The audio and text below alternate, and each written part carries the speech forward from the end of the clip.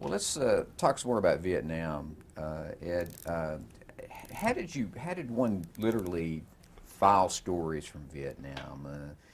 I mean, the process itself of working in Vietnam, getting things on the air back You in the put them on States, an airplane and sent them to Bangkok or Hong Kong, and then they and were they would be edited there and satellited from either Bangkok or Hong Kong. You didn't, they didn't have satellites, uplinks, and things like that in those days. uh-huh. They didn't have facilities to broadcast from Saigon. You could do radio from from Saigon. They had a radio line, um, but you would go out, cover a story, you'd come back and write it, and you'd put it in a yellow shipping bag and ship it. Hmm. Did any idea of what percentage of your stories actually made it on the air from Vietnam? I mean, did you ever know how that was going to Well, turn out? I don't think I had a story that never made it. Okay. Yeah.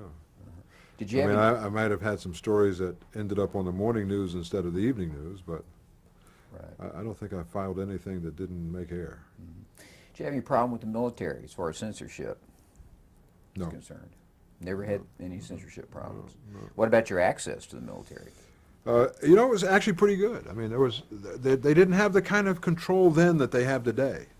I mean, I've seen, I've been to Kosovo, I covered the Persian Gulf War, and they're so different.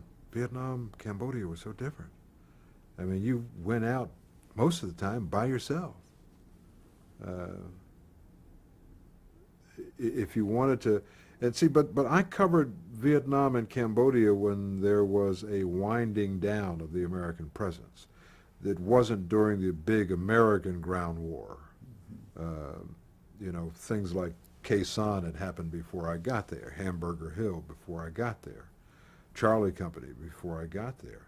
So there was during the Vietnamization of the war, so there were American advisors with him. But you didn't have big American units out fighting. It was still a big American air war. But, you know, we had cooperation. We got to fly helicopters from the military, U.S. and Vietnamese. There was not the level of control that exists today by the Pentagon. Hmm. But you didn't run into any kind of resentment at all from military leadership? Yeah, sometimes, you know, but it wasn't, you know, I mean, somebody no different than it is today. They don't like your story, they'll let you know about it. Uh-huh. Well, let's go back a little bit here. Before you went to Vietnam, how did you prepare for that? Going over there? I mean, did you talk to others who'd been there? Or? Bought a Swiss Army knife. Talked to a couple of CBS people who'd been there. Uh-huh. Peter Kalischer had opened the CBS bureau in Saigon, and Peter probably gave me the best advice. He said, don't go anywhere your cameraman won't go, and don't send your cameraman anywhere that you won't go. And I never forgot that. Who were your cameramen?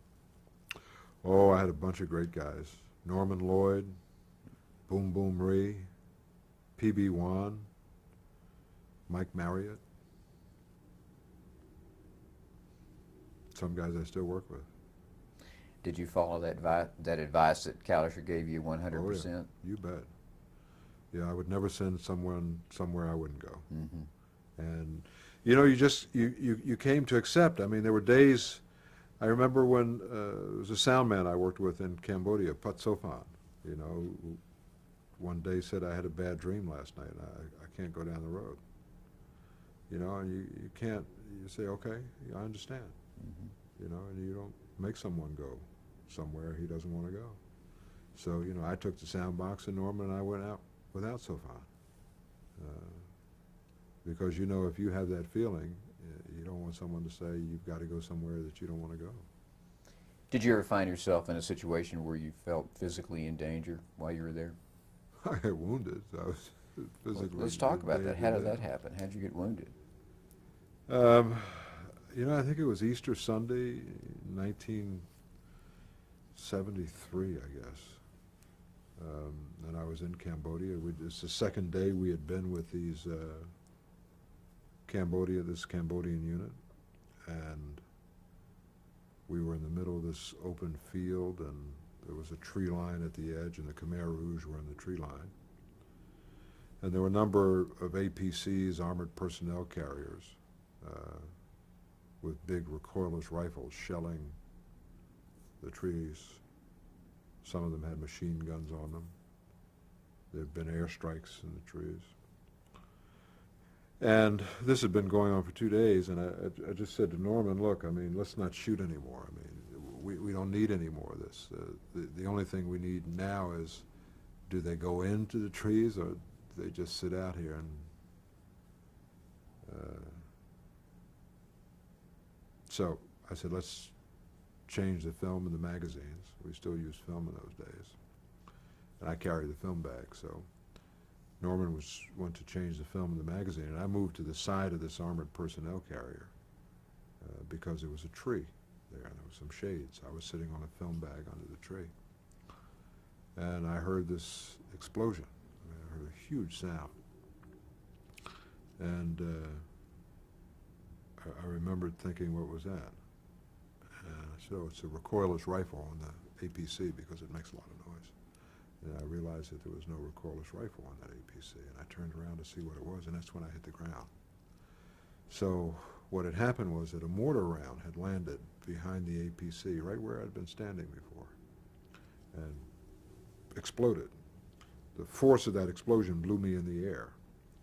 In the split second from the time the mortar round exploded and I hit the ground, I mean, it exploded and blew me in the air and I hit the ground. In that split second, I had later realized I had these separate and distinct thoughts. What was that? Oh, it's a recoilless rifle. There's no recoilless rifle in this APC. Well, what the hell was it? I mean, I had 4 or 5 separate and distinct thoughts before I hit the ground in a split second, which showed me how, a couple of things. One, how fast the mind is, and you don't realize it. And two, how lucky you can be. I mean, I had been standing right where that thing landed. Why did I move? And there was a Cambodian soldier who was a couple feet away. He had a hole in his stomach. I could put my fist in it. He died. I mean, I got some shrapnel that went through my arm and peppered my back. But, you know, I mean, it's the kind of wound you can walk away from. Was it painful, though? I mean, was it... You know, actually, the needle they gave me hurt worse than the shrapnel. Really? Did. Yeah. That did it take you, I mean, were you aware very quickly that you had been wounded? I mean, I knew right away. Yeah. I mean, when I hit the ground, I knew I'd been, I just remember turning around to see, oh, God. I saw the blood. The first thing I thought was, oh, man, I hope they don't have to cut my arm off. I mean, I couldn't tell how bad it was because there's just a lot of blood. Yeah. You know, so I mean, I didn't know if it was severed or, you know, what, you know, but fortunately it wasn't. So did it require a long hospital stay at all? No, it just, you know, they took me to the hospital and stitched me up, gave me a shot of something for the pain and stitched me up, and I checked out of the hospital that night. Were you back in the field very soon after that? No, actually I went to I mean, when somebody gets wounded, the home office gets very frightened. Right. So, you know, it was a great time to say I need to go for some further medical treatment. So I said, sure, where do you want to go? And I said, you know, I'm not so sure about Hong Kong. Hey, go where you want to come back to the States? And I said, no, I would like to go to Paris, though. Why did I know that was coming? So I flew back to Paris, and I remember when the doctor took the stitches out, and I think he charged me about, with socialized medicine in France, I think it might have been 20 or 30 francs, something like that. You know, and now I said, now I've got a problem. How do I justify a trip to Paris for a 30-franc medical bill? You know? Well, when you were in Vietnam, did you ever have any direct contact with the Viet Cong or the? I lived with the Viet Cong for 2 weeks. Yeah. Well, let's talk about that a minute. How did that come about? How did you? Because when there were the peace talks at, I think it was called Camp. What the camp was called? Camp Davis, I think. there was a enclosure inside Tan Son Nhut Air Base in Saigon, and there was a Viet Cong delegation there, North Vietnamese Viet Cong delegation there for the peace talks, protected. And every Saturday they held a news conference, and press loaded up in Saigon on a bus, went out to this Camp Davis, and the Viet Cong held a news conference. So you got to know these guys, and you know everybody made their pitch, and we made our pitch, and the colonel was Colonel Volan Jang, and you know I think we established a good relationship. Mm-hmm. I gave them some articles about CBS, about Cronkite being the most trusted man in America. And they made arrangements so we could go into an area of the country that they controlled. Oh, I see. But So- they were there at the base during the peace talks, right? Right. Is that how they were, Right. had They were safety? They were there, the delegation there for Yeah. the peace talks, so Uh-huh. they were protected by U.S. Mhm. forces. Mhm. So that led you into a controlled area that Right. the Viet Cong Yeah, we controlled. spent actually about 10 days or so there. What stands out in your mind about that experience, actually being in the Viet Cong held area? A couple of things. One, I probably had the best chicken I've ever had. Really? This guy killed a chicken one night, you know, and when you kill an animal, you know, it's a violent death, and those toxins are released. This guy sat there with his chicken in his lap, you know, just stroking the chicken. I mean, the chicken was like just being like a pet. And it was just so relaxed, you know. And he took out a knife, and he just kept stroking and holding the knife in his hand. And he just clicked the vein. I mean, there was no, I don't think the chicken felt it, you know, and it just started slowly bled to death. And they cooked that chicken that night. That was the sweetest chicken I've ever had. The other thing that I remember very well is, there were two things actually. One, I saw the Ho Chi Minh Trail. I mean, I saw these guys, men and women, carrying supplies. And I just, you know, I heard all of these stories about the bombing and the interdiction of the Ho Chi Minh Trail. Well, you know, here's a guy coming down, and he's carrying belts, you know, someone else carrying shirts, you know, and he would walk from one end, he had a territory, and he would walk from one end to the other. He didn't have to carry food, anything, because there were people in that territory who would house and feed him. And then he'd go back and pick up another load. So everyone, there wasn't one person coming all the way down from the north to the south. They would come by, each person had their district. They were known in that district, they would take care of them. The other thing that stuck out in my mind was one night when they started to shell the village where we were staying, and we went into this bunker. And these bunkers were so well constructed. I mean, there was just no way, I think that bunker could have survived a direct hit. And you just, you see firsthand the futility of so much armed might against people who believed. I met an old guy who said, you know, we fought the French before we fought your country. He said, I've been fighting for 30 years, and we won't stop fighting until we're free. And I saw no one on the South Vietnamese side who had that commitment. I saw brigades that had phantom soldiers, so the commanders could collect the extra money. I just didn't see the kind of commitment on the ARVN side, the South Vietnamese side, that I saw with the Viet Cong. Did you ever have any contact with the regular North Vietnamese forces? Only once during this, when we were in the Viet Cong unit, there was this North Vietnamese unit came through, and it was the day we were taking a bath in the river, and they were looking at there were three of us, three round eyes. They were really shocked. You know, I mean, whoa, what is this? I had to tell them in a hurry that, you know, that we were okay, that we weren't soldiers. These were regular North Vietnamese Army. Yeah, yeah. You were with the two other guys then. Yeah, I was with Brian Ellis and Mike Marriott. That was your film crew. Yeah. Brian was actually working as a sound man. He was actually a bureau chief. Did the Viet Cong impose any restrictions on what you could film? And No, but I mean, you know, no restrictions, no overt restrictions, but they're only taking you where they want to take you. Right. So, you know, there's that kind of restriction. did you have any similar experience in Cambodia with the Khmer Rouge? No, never saw the Khmer Rouge. Now, when did you leave Vietnam and why, finally? I left Vietnam in, I guess, June of '74, because, or July of '74, because CBS rotated me out.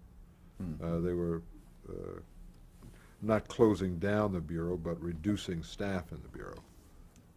As the news director, the vice president of news said, then America's looking inward, and we'd like you to come to Washington to work.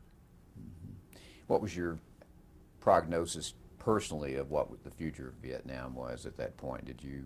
It was only a matter of time, you know, just you know, it's winding down, and that the American support is diminishing, but the North Vietnamese and Viet Cong will continues just as it has been for decades. So it was just a matter of time. So they brought you back to Washington, Brought me back to Washington, you know. and what was your assignment? You know, I didn't have any. You know, I was a low man on the totem pole, so, you know, where they would look at whatever needed to be covered, and most of which never had a chance of making the air.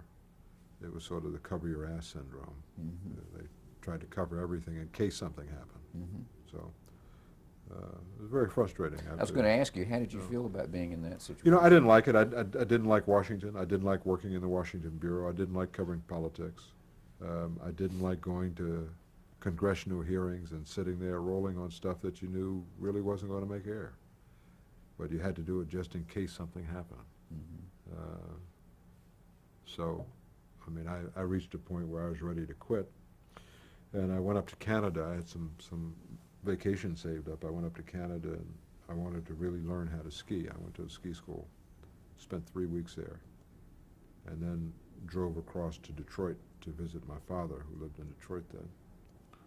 And I was going to make a decision about what I was going to do, because I had decided I couldn't continue in Washington. I was going to quit. And I decided somewhere on that drive across, I actually drove across Canada, to come back and try it and not put a time limit on it, see how long it would work, and that I would know when it was time to call it quits. But don't come back and give anyone an ultimatum. Just come back and bide your time. Within a week of coming back, I got a call asking me if I would go back to Cambodia for what looked like the final dry season. It was the annual Khmer Rouge dry season offensive, which they thought would probably be the final dry season offensive. And I was gone. I mean, I think I got a call on Thursday, and I took Friday off and got visas for Cambodia. I mean, I went that day and talked them into giving me a visa that day, and got my old Vietnam and Cambodia gear out of my trunk, made a booking on Pan Am 1, and the next day the guy said, well, so did you make a decision? I said, yeah, same thing I told you yesterday, I'm gone. He said, you think you can get there in a week? I said, I'll be there Sunday. We went in Sunday and actually shot a story on the plane going in. Who were you working for then? I was working for CBS. No, but I mean, who in particular were you working with at CBS? Who were you reporting to? You remember? Oh, gee, I don't remember. Who made that assignment or anything? Sid Fetters, I think, was a foreign editor who called me and asked me if I'd be willing to go.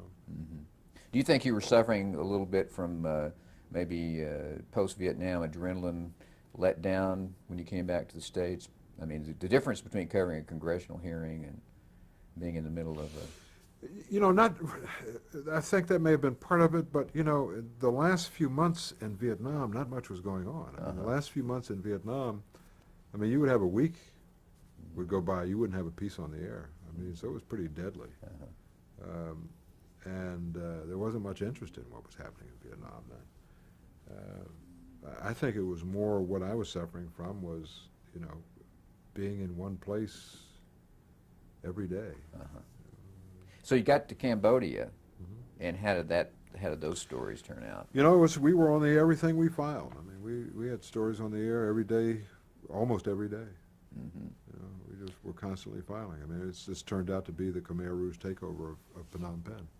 So I stayed through the evacuation and was evacuated from Phnom Penh. Then went to Saigon and stayed the last 3 weeks in Saigon and was evacuated from Saigon. Well, so you were there during the notorious American pullout from Saigon, correct? Yeah, I left from the roof of the embassy. Well, let's talk about that. I mean, that's sort of an amazing kind of a situation, really. We were talking earlier about what was supposed to be the signal for people to get out. There was supposed to be a radio announcer who broke into their satellite armed forces radio programming to say the temperature is 105 degrees in downtown Saigon and rising, followed by Bing Crosby's White Christmas. I never heard it. I mean, and we were in the office that morning because there'd been a curfew, so we were sleeping there. The radio was on all the time. And I looked out the window at one point and saw people with suitcases walking down the street. We called the embassy and they said, yeah, the evacuation is on. So, I mean, we had the radio on and no one heard it. But the idea was supposed to be that you would hear this on the radio, Right. and then you go to a particular station or something, or You were supposed to go to a pre-assigned location. There were a number of locations around town, and you were supposed to, they were pre-assigned, you know, CBS would go to this location because it was closest to where we were. And we went to that first location, and there was no one there, no buses, nothing. We stayed for about an hour, no one showed up. So we went to the second location. By this time, all kinds of Vietnamese are following us because they know that the evacuation is on, the Americans are leaving, this is their last chance to get out. So, you know, you had total chaos in the streets then. So, how many of your colleagues from CBS were on hand at this point? Or were you the main correspondent, or was yeah, I think there were a couple of us. I mean, I don't remember who else was there, but I know Dick Threlkeld was there. And I don't remember who else was there, but there were more than one or two. I mean, this was the end. Bruce Dunning was there. Did you have any trouble getting into the American Embassy? You know, that riot scene there? Yeah, I mean, it took me an hour to fight my way over the wall. I mean, it took me an hour to get through. I mean, the first part we were shooting what was going on and trying to get, you know, as we were shooting, trying to work our way forward. But after a while, I said to Keith Kay, who was shooting then, I said, look, forget the pictures, man. Let's just work on getting over this wall. It took us an hour to go cover a distance of maybe 15 yards. There were Marines at the top of the wall with rifle butts hitting people back, knocking them back over. Did you have any Vietnamese colleagues that you were bringing with you? No, all of our Vietnamese had left. Yeah, all of our Vietnamese had been shipped out. So you make those who wanted to go. So you make it onto the grounds of the embassy and get Right. into the building, and they just. It was total chaos. I mean, I saw people coming out burning money. I mean, I saw a guy come out with an armload of, I think they were $20 bills. An armload, I mean, stacks this high, putting them in an oil drum and setting them on fire. It was amazing. So the Marines directed you up to the.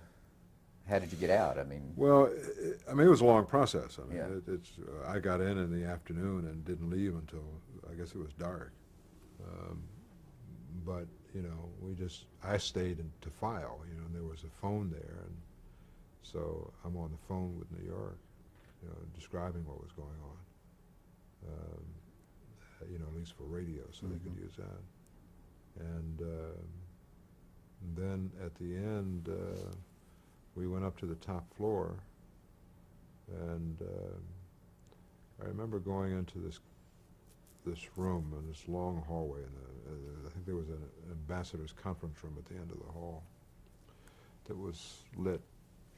And I went into this room at the other end, and there were all of these newspaper clippings on the wall that covered I don't know how many years, but you know, there were pictures of Lyndon Johnson when he visited, different U.S. generals with different Vietnamese generals, President Nguyen Van Thieu. All the slogans, search and destroy, rolling thunder, headlines from, these were Stars and Stripes newspaper. And the radio was on in there, tuned to Armed Forces radio, and they still weren't playing White Christmas. And I walked out in the hallway, and there were all these Vietnamese sitting as the Vietnamese do, just bent knees, you know, squatting in the hallway, waiting to go up to the roof. And at the far end of the hallway was that lighted conference room. And I thought of that that expression I had heard so many times, the light at the end of the tunnel. And I said, there it is. That's the light at the end of the tunnel. And I went upstairs and got on a helicopter and left. Made your way to, what, the South China Sea? Yeah, we went out, I forget the aircraft. We landed on some carrier. I'm not sure what the name At any point were you fearful of not making it? No. No, I wanted to stay, but CBS ordered us out. Oh, you did want to stay? Yeah, yeah. You didn't fear the Viet Cong or the... No, I called the Vietnamese? Viet Cong I knew out there at, you know, Camp Davis, and, you know, the colonel knew me, and, you know, and he said, you know, he said, Mr. Bradley, you have nothing to fear. And I said, you know, I'm not concerned about you. I'm concerned about the South Vietnamese, I mean, because they were going crazy. Yeah. And he said, well, you have reason to be concerned. Because I was trying to arrange some way to get out of town to hook up with their forces, or to see if they had a safe house, where would they recommend that I go. I was doing everything I could to stay. And CBS said, nope, you got to go. Don't stay. Very interesting. So you felt like you could probably have reported if you'd been sure. able to make it to Right. the North Vietnamese side.